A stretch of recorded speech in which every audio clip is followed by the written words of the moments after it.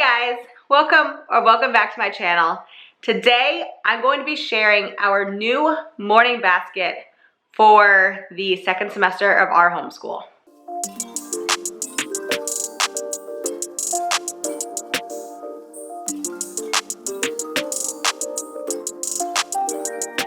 So hey guys, welcome back to my channel. Today I am going to be sharing our morning basket, although I still need to purchase a basket. But I've been doing a lot of research and a lot of looking at other people's morning baskets and decided to put one together of our own. This is not a concept we had implemented until now in our homeschool, just because, I don't know, we've always just had a pretty good routine. Our school does not take all that long. It takes about 45 minutes if you've seen some of my other videos.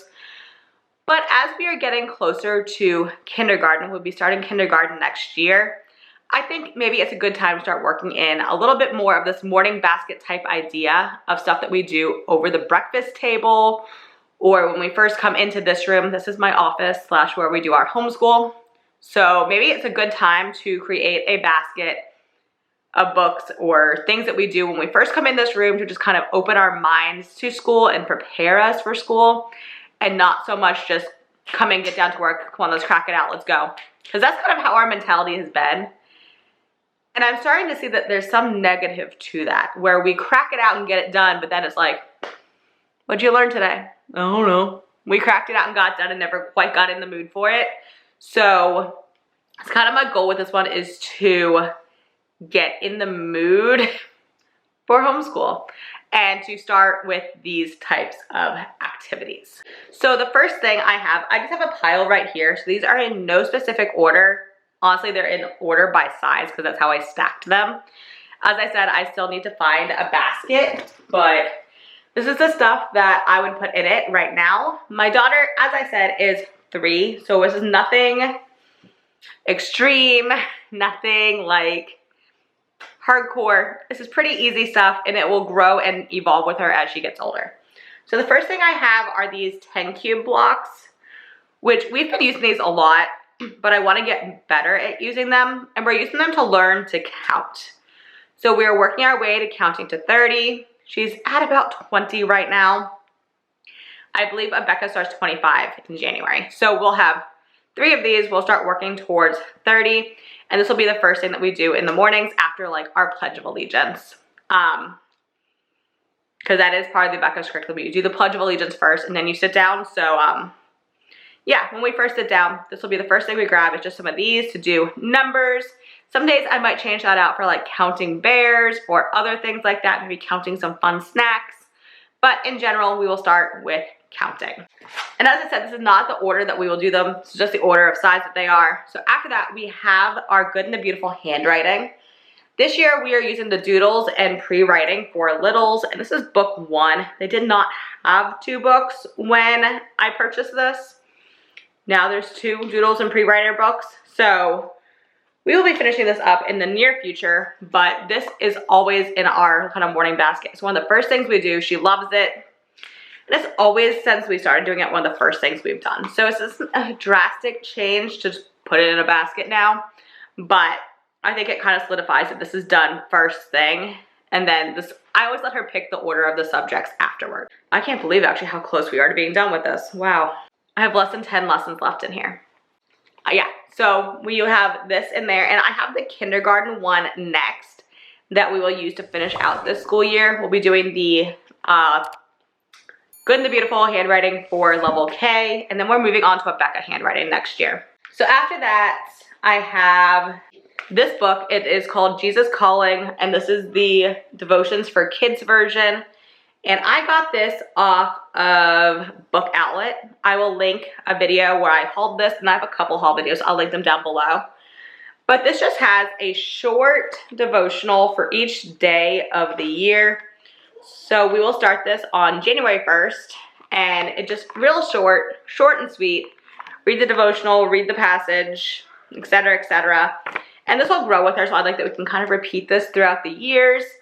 But this will be in there and kind of added on as part of her Bible curriculum, because I did cut a lot out of her Bible curriculum, so maybe I should add some back on. But we will be adding this. Then we will also have, this is the holiday stories. This is not the one that will be in there, but we will have our Abeka Bible in there. So that just comes with these little paper booklets, and each one has like 10 or 11 lessons in it. So this will be in there along with the pictures for the week. And I just really read these stories. That's the only way we still use Abeka Bible, is to the stories, and we read them and look at the pictures. I no longer use the music. We don't do the memory verses. We don't do anything like that. We just read the story. So I could easily do this like over breakfast in the morning. The next thing I have in there, and I just want to point out that not all of this will be done every single day. Well, actually everything I've shown you so far probably will. Actually, the Abeka Bible, I might go to only doing it every other day because they have a lot of review, and I don't really, she's not quite old enough to grasp the review. Like when it's asking the questions, they're very, I don't know, like this is the pre-K program, but the questions are a bit more in depth than I would expect a 3-year-old to have interpretation skills for. So I don't really do them. I might glance over them, but I could also just read the story and ask them at the end. I think that's what I'm going to start doing, reading the stories on Tuesdays and Thursdays and just asking the review questions at the end of the story instead of the next day when they tell you to read them, because she's not remembering them the next day. And I think that's fairly normal for a 3-year-old. If anyone has a different opinion, comment down below. But yeah, I don't feel like it's normal for a 3-year-old to read a story and really remember the details of it the next day. The next thing we have is our read-alouds. So we have read-alouds that we do for school, and we have read-alouds that we do at bedtime. This month, well, next month, it's December when I'm filming this, but in January, we're going to be doing these Ellis, the Elephant books by Calista Gingrich. I will link them all down below if you haven't seen them or don't have them. They're really, really cute. Like, you're following this elephant, his name is Ellis, and you're following him through American history. So the one that I grabbed here is From Sea to Shining Sea, and it looks like it's Columbus and Clark. Yeah, looks like it's Lewis and Clark. There you go. And Sacagawea, and an elephant tags along. So I love these books. The graphics are absolutely gorgeous. They're a very simple, gentle introduction to history. So we have the whole collection. I think there's 6 of these. There's 5 or 6. And my goal is to read them in the month of January. So these will be part of our read-alouds. I'll probably just divide them up by 5 days of the week, read a portion each day, or if she wants to read the whole thing, we can read the whole thing. And this will be in our morning basket. Now, as I clarified with that, we do also do read-alouds at night. So I'll try to find some corresponding books. I don't know what I'll find about Lewis and Clark and Sacagawea, but I'll try to find some books that go along with the same theme or topic to read at nighttime. We do chapter books at nighttime with her, so we read a chapter a night. So I'll try to find something that kind of correlates to go along with those. Next thing that would be in our morning basket, and this is not going to be an always thing, this is a if we have one thing, and that is our mini units. So right now we are doing the Christmas mini unit, hence why I have this one out. And this is just, currently, I did a video about this last week. I'll link it up above. But currently this sits on my kitchen table. So that is probably what will continue to happen, is our mini unit will sit on our kitchen table if we are doing one and just get read over like breakfast or lunch or something like that. But it's going to be kind of, I'm going to consider it a morning basket thing because I would like to do it in the morning, because I've learned after like noon, my daughter's not paying any attention to me. No, not an inch. So I would like to have it done before noon, so I will call it part of my morning basket. But yeah, we will have our mini units, and I just did a whole video on how I do these with toddlers, and I'll have that linked up above. And the last thing that is in here, and as I said, not all of this is going to get done every single day. There's just no way. I don't have the mental capacity. I don't have the ability to read this much. She doesn't have the ability to sit this much. But the last thing that will be in our morning basket is a book that I talked about actually in one of my update videos, and it is the Children's Book of Virtues. So we are adding this in for the last half of our year, and we will read this entire book. It's not that long. Through half of the year, we're reading one story Monday, Wednesday, and Friday. And and that is my goal for this year. It's just kind of like, these are just stories. They are really good, like morals. I'm not gonna try to show it, it's too big. Yeah, this book is full of really good moral stories. I remember this when I was a child. We had it. I kind of wish my parents had kept it so I hadn't had to like repurchase it. So hint, parents, if you have something you think your kids are gonna like, save it, because they might want it when they're old.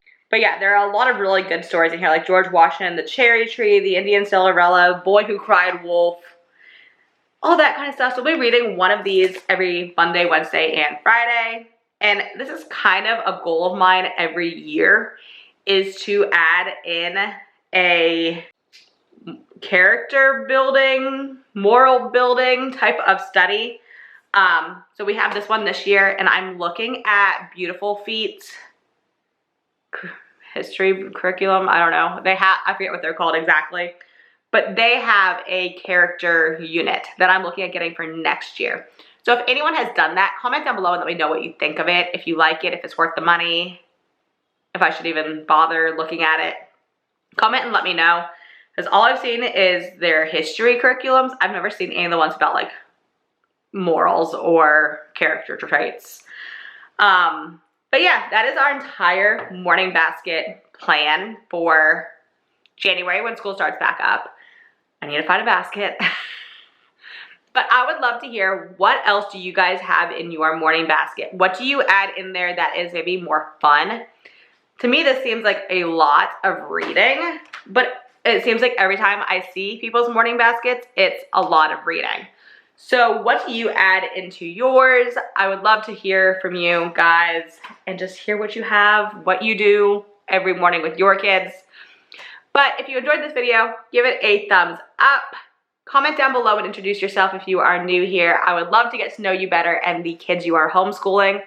Also, if you are new, make sure you hit that subscribe button. I have new videos every Tuesday and Thursday. And I will see you guys in my next video on Thursday. Bye, guys.